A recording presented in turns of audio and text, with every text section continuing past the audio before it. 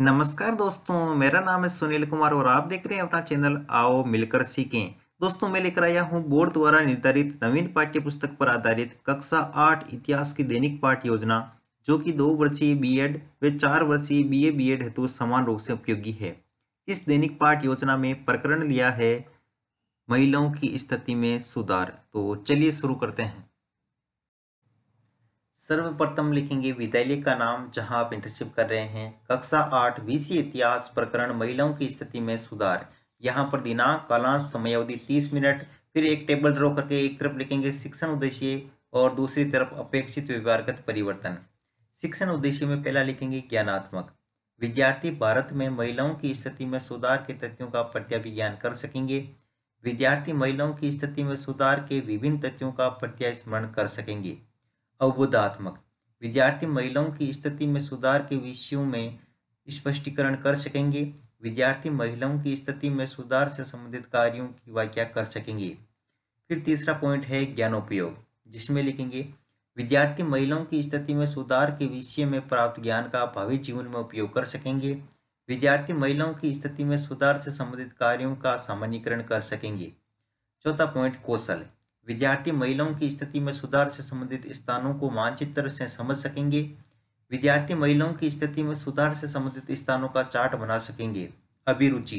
विद्यार्थी महिलाओं की स्थिति में सुधार से संबंधित पुस्तकों का अध्ययन कर सकेंगे। और यहाँ पर आगे लिखेंगे विद्यार्थी महिलाओं की स्थिति में सुधार से संबंधित तथ्यों पर चर्चा कर सकेंगे। 6 पॉइंट है अभिवृत्ति। विद्यार्थी महिलाओं की स्थिति में सुधार से संबंधित सकारात्मक दृष्टिकोण अपना सकेंगे। विद्यार्थी महिलाओं की स्थिति में सुधार से संबंधित कार्यों के प्रति समीक्षात्मक दृष्टिकोण की भावना का निर्वहन कर सकेंगे। शिक्षण सहायक सामग्री में लिखेंगे लपेट, फलक, श्यामपट्ट, चौक, डस्टर, संकेतक एवं अन्य कक्षा उपयोगी शिक्षण सहायक सामग्री। और पूर्व ज्ञान में लिखेंगे विद्यार्थी महिलाओं की स्थिति के बारे में सामान्य जानकारी रखते हैं। प्रस्तावना में टेबल ड्रॉ करके एक तरफ लिखेंगे छात्राध्यापक क्रियाएं, दूसरी तरफ विद्यार्थी क्रियाएं। फिर यहाँ पर यदि आप छात्राध्यापिका हैं तो छात्राध्यापिका क्रियाएं। इसमें फर्स्ट क्वेश्चन करेंगे जयपुर किस राज्य की राजधानी है? राजस्थान की। राजस्थान किस देश का भाग है? भारत का। भारत में स्वतंत्रता पूर्व महिलाओं की स्थिति कैसी थी? दयनीय। महिलाओं को दयनीय स्थिति से उबारने हेतु क्या किए गए? सुधार कार्य। महिलाओं की स्थिति को सुधारने हेतु क्या क्या कार्य किए गए? समस्यात्मक प्रश्न। उद्देश्य कथन में लिखेंगे आज हम महिलाओं की स्थिति में सुधार से संबंधित तथ्यों का विवेचन करेंगे। फिर प्रस्तुतिकरण में टेबल ड्रॉ करके एक तरफ लिखेंगे शिक्षण बिंदु, फिर छात्राध्यापक क्रियाएं, विद्यार्थी क्रियाएं, विधि पर विधि, श्यामपट्ट सार। शिक्षण बिंदु में पहला विधवा पुनर्विवाह। विकासात्मक प्रश्न में पहला क्वेश्चन भारत में विधवाओं की स्थिति कैसी थी? तो विद्यार्थी क्रिया में लिखेंगे दयनीय। दयनीय विधवाओं को किसकी अनुमति नहीं दी जाती थी? पुनर्विवाह की। विधवा पुनर्विवाह पर किसने अधिक बल दिया? निरुक्तक। विधि में लिखेंगे प्रश्नोत्तर विधि। फिर है छात्राध्यापक कथन, जिसमें लिखेंगे प्रसिद्ध सुधारक ईश्वर चंद्र विद्यासागर ने विधवा विवाह के पक्ष में प्राचीन ग्रंथों का हवाला दिया। अंग्रेज सरकार ने उनका यह सुझाव मान लिया और 1856 में विधवा विवाह के पक्ष में ये कानून पारित कर दिया। सदी के उत्तरार्ध तक विधवा विवाह के पक्ष में चलाया जा रहा आंदोलन देश के अन्य भागों में भी फैल गया। मद्रास प्रेसिडेंसी के तेलुगु भाषा इलाकों में वीरेश लिंगम पंतुलु ने विधवा विवाह के समर्थन में एक संगठन बनाया। लगभग उसी समय बंबई में युवा बुद्धिजीवियों और सुधारकों ने भी विधवा विवाह के प्रचार प्रसार का संकल्प लिया। यहाँ विद्यार्थी क्रिया में लिखेंगे विद्यार्थी ध्यानपूर्वक सुनेंगे।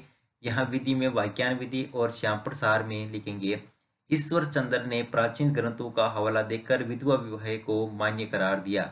और लिखेंगे कि देश के विभिन्न भागों में उनका समर्थन व प्रचार प्रसार हुआ। और यहाँ पर ईश्वर चंद्र विद्यासागर की फोटो चिपकाएंगे। फिर बौद्ध प्रश्न में लिखेंगे फर्स्ट क्वेश्चन विधवा विवाह के पक्ष में कानून कब पारित हुआ? तो लिखेंगे 1856 में। मद्रास में विधवा विवाह के पक्ष में किसने संगठन बनाया? तो वीरेश लिंगम पंतुलु ने। तो यहाँ विधि में प्रश्नोत्तर विधि। फिर सेकंड सेक्शन पॉइंट है बालिका शिक्षा के प्रति जागरूकता। इसमें विकासात्मक प्रश्न में फर्स्ट क्वेश्चन, महिलाओं की स्थिति सुधारने हेतु क्या आवश्यक है? शिक्षा। महिलाओं की शिक्षा किस स्तर से दी जानी चाहिए? तो लिखेंगे बालिका स्तर से। बालिका शिक्षा के प्रति समाज सुधारकों की क्या राय थी? निरुत्तर। विधि में प्रश्नोत्तर विधि। फिर यहाँ पर श्याम प्रसाद, यहाँ पर छात्राध्यापक कथन में लिखेंगे, कलकत्ता में विद्यासागर और बम्बई में बहुत सारे अन्य सुधारकों ने लड़कियों के लिए स्कूल खोले। 19वीं सदी के मध्य में जब इस तरह के प्रारंभिक स्कूल खुले तो बहुत सारे लोग उनसे डरते थे। इस सदी में पढ़ने लिखने वाली ज्यादातर महिलाओं को उनकी उदार विचारों वाले पिता या पति की देखरेख में घर पर ही पढ़ाया जाता रहा। कई महिलाओं ने स्वयं ही पढ़ना लिखना सीखा। 19वीं सदी के आखिरी हिस्से में आर्य समाज द्वारा पंजाब में और ज्योतिराव फुले द्वारा महाराष्ट्र में लड़कियों के लिए स्कूल खोले गए। और यहाँ पर ज्योतिराव फुले और सावित्री फुले की फोटो चिपकाएंगे। यहाँ विद्यार्थी क्रिया में लिखेंगे, विद्यार्थी ध्यानपूर्वक सुनेंगे। और विधि में व्याख्यान विधि और श्यामपुर सार में श्यामपुर चिपका करके लिखेंगे, विद्यासागर व अन्य सुधारकों ने लड़कियों के लिए स्कूल खोले। लड़कियों घर पर ही पिता व पति की देखरेख में पढ़ती थी। फिर बोध प्रश्न में लिखेंगे, लड़कियों के लिए स्कूल किन्होंने खोले? समाज सुधारकों ने। आर्य समाज ने लड़कियों के लिए स्कूल कहाँ खोले? पंजाब में। विधि में प्रश्नोत्तर विधि। फिर तीसरा शिक्षण पॉइंट लेंगे, मुस्लिम महिलाओं की शिक्षा, जिसमें विकासात्मक प्रश्न में फर्स्ट क्वेश्चन, राजा राम मोहन राय कौन थे? समाज सुधारक।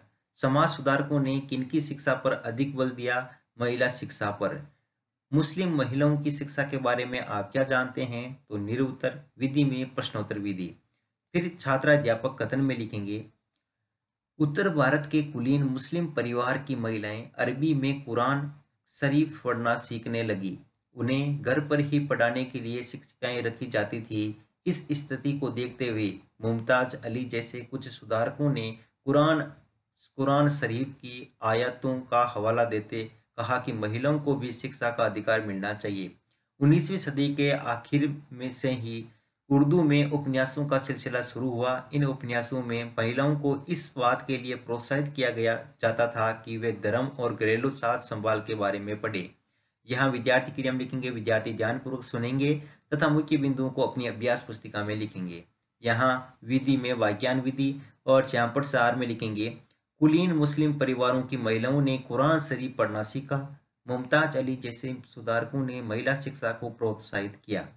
फिर बोध प्रश्न में लिखेंगे, मुस्लिम परिवारों की महिलाओं ने कौन सी भाषा में कुरान शरीफ पढ़ना सीखा? अरबी में।